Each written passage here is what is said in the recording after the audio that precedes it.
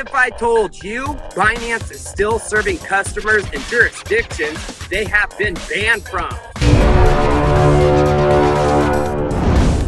The good, the bad, and maybe like today, sometimes the ugly. USDC, run by Circle, which is another company that the SEC is targeting and possibly going to be having another Wells notice.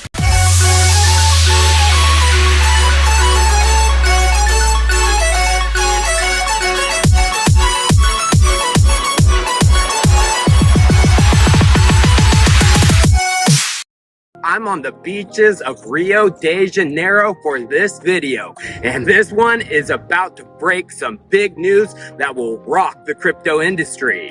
What if I told you Binance is still serving customers in jurisdictions they have been banned from, like the United States? Most wouldn't believe me. The regular Binance exchange, aka their shitcoin BNB chain casino, is not allowed to be used in the United States by United States citizens. For at least a year before that post, the US Justice Department had been pursuing a money laundering investigation into Binance. Now, new reporting by Reuters reveals fresh details about Binance's strategy. So, what was found out? Well, in 2018, Binance was beginning to feel the heat from US regulators. So they created the Binance US exchange to serve US customers that complied with US regulations. In reality, Zhao controlled Binance US, directing its management from abroad. Binance and Binance US are supposedly separate entities. Charges will be brought,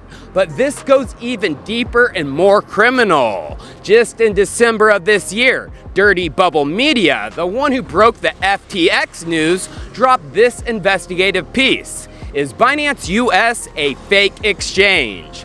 However, Binance US apparently had to pull money from the main Binance exchange to pay back customer withdrawals. In other words, Binance US customers were paid back using funds transferred from the offshore Binance exchange. As we can see, the #1 exchange by volume for Polkadot is a random exchange called Bitforex with 32 million in 24-hour volume. Just below it is Binance. Need another example? Binance and the completely unknown Bitforex have 24-hour volume for the asset that almost matches exactly. Need another? How about EOS? 9 million 24-hour volume on Binance and 9 million 24-hour volume on Bitforex. And guess what? On the Binance-owned coin market cap, they do not list Bitforex as an exchange in the trading pairs. Luckily, CoinGecko isn't Binance-owned, so they list it. From these coincidences and investigation, I'm coming to the conclusion that Bitforex is just a Binance shell exchange. But wait! There's more! Binance is serving customers in India through the same way when they aren't supposed to. You didn't know Binance is in hot water over in India, one of the largest growing crypto markets in the world. Reuters reported just in August of last year that Binance-linked WazirX was having its assets frozen. Binance acquired WazirX in 2019. Binance was trying to infiltrate India, but regulators caught up with them. So now Binance is playing the same game in India with a shell exchange that is serving Indian customers so they can still trade on Binance, as the exchange is using the Binance matching engine. Over $800 million has left BUSD. Where is that money going and why is it leaving the stablecoin? If you guys have been living under a rock the past 2 days, welcome to crypto and welcome to the warpath of the SEC. We're going to talk about crypto regulations. Should you have any faith in crypto regulations, especially if you're a U.S. citizen? Also, where is that money going to, and what does this mean for the development of crypto in this next year, 2 years, and so maybe right forever? Let's start off with some numbers. BUSD has been targeted by the SEC for violating securities laws. They think that a stable coin is a security. And what we're learning is basically The SEC can label anything it wants as a security.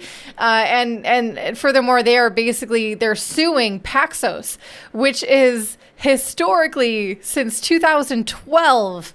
This company has been around much longer than many of you have even invested in cryptocurrencies. And since 2012, Paxos has tried its best to be regulatory compliant. Turns out that's just not enough. And the SEC is trying to sue them for violating securities laws. Basically, don't you know, when you buy a stablecoin, aren't you expecting some kind of a profit? It was ridiculous. And since this announcement from the SEC, since this new lawsuit, $831 million has left BUSD. Binance announced they will not be using BUSD as their stablecoin for trading. And a lot of this liquidity, a lot of this money, the people, I'm sure you're one of them, if you're holding any value in BUSD, you got to be thinking, okay, this one's definitely tanking because stablecoins run on faith most of the time, if nothing else. Where can I go if not BUSD? For a lot of people, their next best option is USDC, run by Circle, which is another company that the SEC is targeting and possibly going to be having another Wells notice, which a Wells notice is basically when you've been investigated, you are served a Wells notice when they tell you, oh, you know what, we found something. There's a discrepancy. Not so much, it doesn't say so much to the level or extent of what that discrepancy is, but basically we've investigated and we found something that we can bring charges against you for.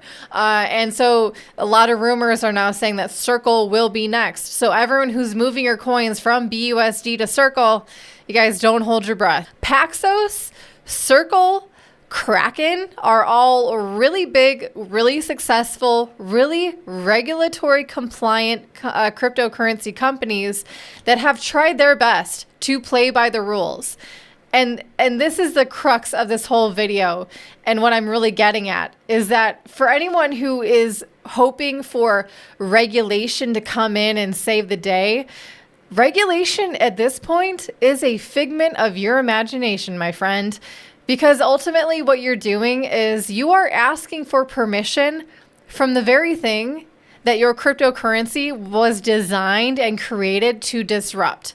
So a lot of a conflict of interest there. And I think a lot of people have either never been introduced or have quite frankly lost touch with why cryptocurrencies were created in the first place.